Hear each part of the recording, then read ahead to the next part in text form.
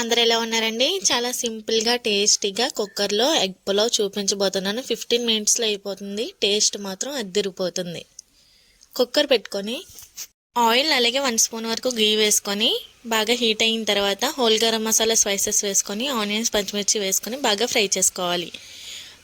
Eggs fry చేయడం మర్చిపోయాను. ఒక ప్యాన్ పెట్టుకొని ఆయిల్ వేసుకొని చిన్న పసుపు వేసుకొని ఎగ్స్కి ఘాట్లు పెట్టుకొని బాగా ఫ్రై చేసుకొని పక్కన పెట్టుకోవాలి. ఆనియన్స్ బాగా ఫ్రై అయిన తర్వాత ఒక 2 టేబుల్ స్పూన్స్ వరకు అల్లం వెల్లుల్లి పేస్ట్ వేసుకొని బాగా ఫ్రై చేసుకోవాలి.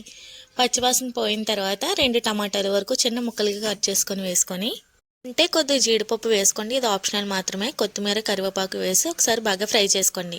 రుచికి సరిపడా కారం అలాగే 1/2 టీ స్పూన్ వరకు ధనియాల పొడి, జీలకర్ర పొడి, గరం మసాలా వేసుకొని బాగా ఫ్రై చేసుకోండి.